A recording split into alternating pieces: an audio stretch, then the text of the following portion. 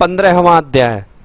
इस अध्याय में हम पढ़ेंगे अर्जुन द्वारा श्री कृष्ण की परलोक यात्रा का वर्णन एवं धर्मराज युधिष्ठिर द्वारा परीक्षित का राज्याभिषेक तथा युधिष्ठिर का द्रौपदी एवं भाइयों सहित हिमालय में जाकर शरीर को त्यागना।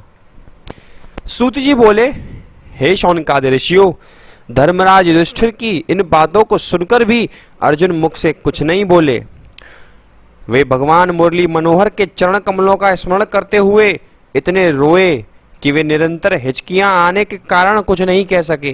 थोड़ी देर बाद अर्जुन ने धैर्य रखते हुए धर्मराज युधिष्ठिर से कहा, हे पृथ्वीराज, मैं यह किस प्रकार कहूँ कि भगवान श्री कृष्णचंद्र हम लोगों को त्याग कर सदा के लिए अंतर्ध्यान हो गए हैं।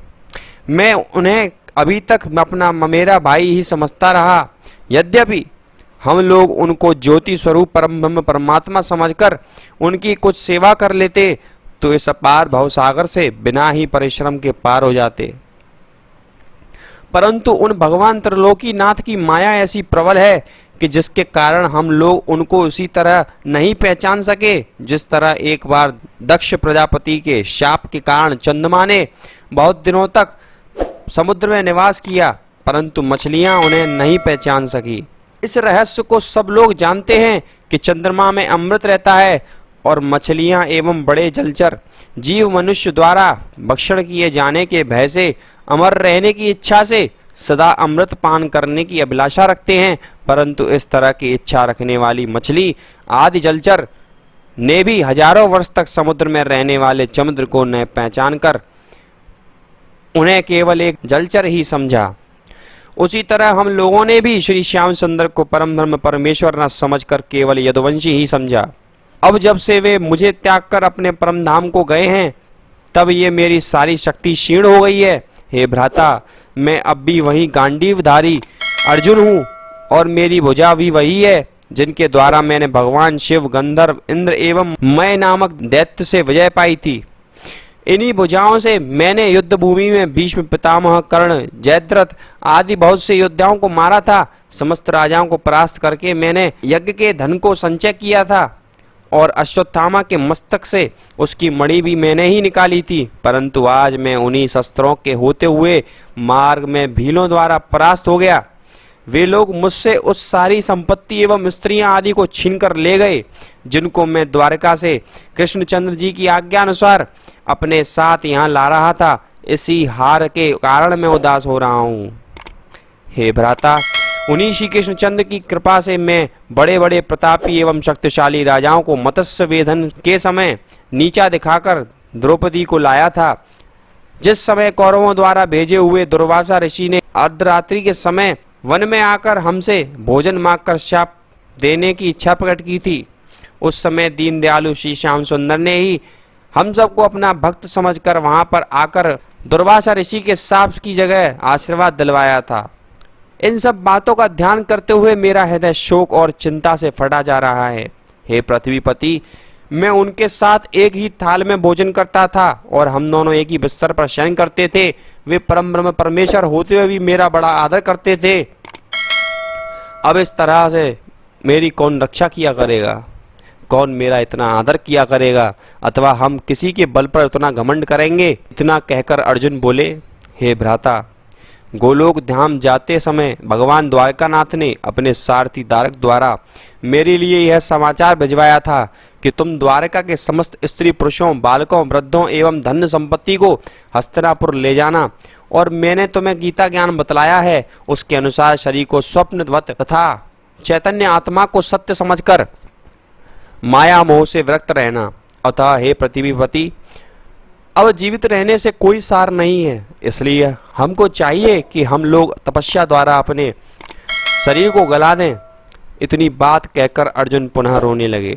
अर्जुन की यह बात सुनकर भीमसेन आदि अपने भाइयों सहित राजा युधिष्ठिर ने रुदन करते हुए कहा, हे अर्जुन, अब हम जीवित रहकर क्या करेंगे और यह राजपाट हमारे किस काम आवेगा? अब हमें यहाँ रहना उचित नहीं है। अतः हम लोगों को चाहिए कि परीक्षित को राज्य देकर बद्रीवन जाकर तपस्या करके अपना अपना देह त्याग दें। धर्मराज युधिष्ठिर की यह बात सुनकर सब भाइयों स्वीकार कर लेते हैं। जब इस प्रकार रोने की आवाज महलों में पहुंची और भगवान श्री कृष्ण चंद्र के परम धाम जाने का समाचार मिला, उस समय कुंती एवं द्रौपदी आदि ने ऐसा विषाद किया जिसका बखान नहीं हो सकता। कुंती ने उस समय बेचैन होकर भगवान श्री कृष्ण के चरणाविंदों का स्मरण करके अपने प्राण त्याग दिए। तदंतर धर्मराज युधिष्ठिर ने कुल पुरोहित को बुलाकर अपनी नाती परीक्षित को हस्तिनापुर का राज्य दे दिया और व्रत नामक बालक को, जो भगवान श्री कृष्ण के वंश में जीवित रह गया था, मथुरापुरी का राज्य सौंप दिया। इसके बाद युधिष्ठिर, अर्जुन, भीम, नकुल, सहदेव और द्रौपदी ने अपने सुंदर वस्त्राभूषण उतारकर एक एक कौपीन और चादर पहनकर राजभवन से बाहर आ खड़े हुए। उस समय जो भी ब्राह्मण एवं याचक उनके पास आए, उन्हें उनकी इच्छानुसार धन दान देकर सबके सब उत्तराखंड को रवाना हुए। भगवान श्री कृष्ण ने अर्जुन को जो गीता ज्ञान दिया था, उसी की आपस में चर्चा करते हुए वे कुछ समय तक तो वन में रहकर भगवान का भजन एवं तपस्या करते रहे। इसके बाद हिमालय में जाकर हरिचरणों का स्मरण करते हुए द्रौपदी सहित चारों भाइयों ने तो अपना शरीर गला दिया, परंतु धर्मराज युधिष्ठिर विमान में बैठकर देह सहित ही स्वर्ग को चले गए। उधर विदुर जी ने भी श्री कृष्ण वियोग में प्रभास क्षेत्र में जाकर अपना शरीर त्याग दिया। राजा परीक्षित राज सिंहासन पर बैठने के बाद धर्मानुसार प्रजा का पालन करने लगे। उन्होंने अपने न्याय द्वारा समस्त प्रजा को प्रसन्न कर रखा था और 3 बार अश्वमेघ यज्ञ करके कलयुग को दंड दिया। राजा परीक्षित ने अपना विवाह राजा विराट की पौत्री से किया।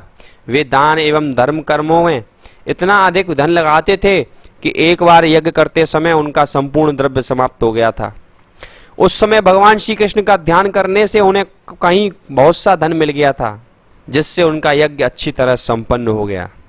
इस तरह तीसरा अश्वमेघ यज्ञ करते समय जब राजा युधिष्ठिर को धन की आवश्यकता पड़ी थी, उस समय श्री कृष्ण ने धर्मराज युधिष्ठिर को यह बताया था कि हे धर्मराज, पूर्व युग में राजा मरुत ने ऐसा यज्ञ किया था कि उसके यहाँ ब्राह्मणों को प्रतिदिन सोने की नवीन थाली, लोटा एवं चौकियों पर भोजन कराया जाता था और उन झूठे बर्तनों को नित्य प्रति नगर की उत्तर दिशा में एक गड्ढे में फेंकवा दिया जाता था। उस यज्ञ की समाप्ति के बाद जितने सोने के बर्तन बचे थे, वे भी अभी तक उस नगर के दक्षिण में गड़े हुए हैं। अतः उन बर्तनों को लाकर तुम अपना यज्ञ कार्य करो। तब धर्मराज युधिष्ठिर ने उन्हीं बर्तनों को मंगवाकर अपना यज्ञ संपूर्ण किया था। इतना वृत्तांत सुनकर शौनकादि ऋषियों ने पूछा, हे सूत जी, महाराज परीक्षित ने कलयुग को किस कारण दंड दिया था? वह वृत्तांत कृपा करके हमें सुनाइए। सूत जी ने उत्तर दिया, हे ऋषियों, जब राजा परीक्षित ने सातों द्वीपों के राजाओं को परास्त करके अपने अधीन कर लिया, तब उन्होंने अपने हृदय में सोचा कि धर्मराज युधिष्ठिर के राज्य में तो द्वापर था, किंतु अब कलयुग आ गया है, अतः मैं अपने राज्य में कलयुग को नहीं रहने दूंगा। ऐसा सोचकर राजा परीक्षित विश्व विजय के करने के लिए चल दिए। वे जिस देश जाते थे, वहां पर ही मनुष्यों का धर्म चर्चा करते और परम ब्रह्म प्रभु की गुणों को गाते हुए पाते थे, क्योंकि वहां पर कलयुग ने उस समय तक प्रवेश नहीं किया था। राजा परीक्षित उन लोगों को धर्म में देखकर अपने प्रजाजनों से कहते जाते थे कि आप लोग भी इस तरह अपने धर्म कर्म रखिए। जिस नगर में राजा परीक्षित अपनी सेना सहित पहुंचते थे, उसी नगर के राजा महाराजा परीक्षित का तेज तथा प्रताप देखकर उनको भेंट देते हुए आदर सहित मिलते थे और अनेक भांति से प्रार्थना करते हुए कहते थे कि हे पृथ्वीनाथ, हम लोग महाराज युधिष्ठिर तथा महामना अर्जुन के समय से ही आपके अधीन चले आ रहे हैं। महाराज परीक्षित यह शब्द सुनकर उन राजाओं का बड़ा सम्मान करते थे, जो लोग उनके पूर्वजों तथा पितामहों का यशगान करते थे। उन्हें वे धन आदि देकर सप्रेम विदा करते थे। इसी प्रकार दिग्विजय करते हुए राजा परीक्षित कुरुक्षेत्र में जा पहुंचे। वहां नीचे एक वृषभ खड़ा हुआ था। उसके 3 पांव टूटे हुए थे तथा वह केवल एक ही पांव का सहारा लिए हुए था। उसके पीछे ही एक रोती गाय खड़ी थी। इस समय वे गाय और वृषभ आपस में कुछ बातें कर रहे थे। राजा परीक्षित उस वृषभ और गाय को ऐसा हाल में देखकर दयाद्र हो एक वृक्ष की आड़ में खड़े होकर उनकी बातें सुनने लगे। उसी समय उन्हें यह दिखाई दिया कि कुछ दूरी पर एक श्या काले रंग का भयानक शूद्र राजा गाय और वृषभ की ओर चला आ रहा है। और इसी प्रकार यहाँ 15वां अध्याय समाप्त होता है।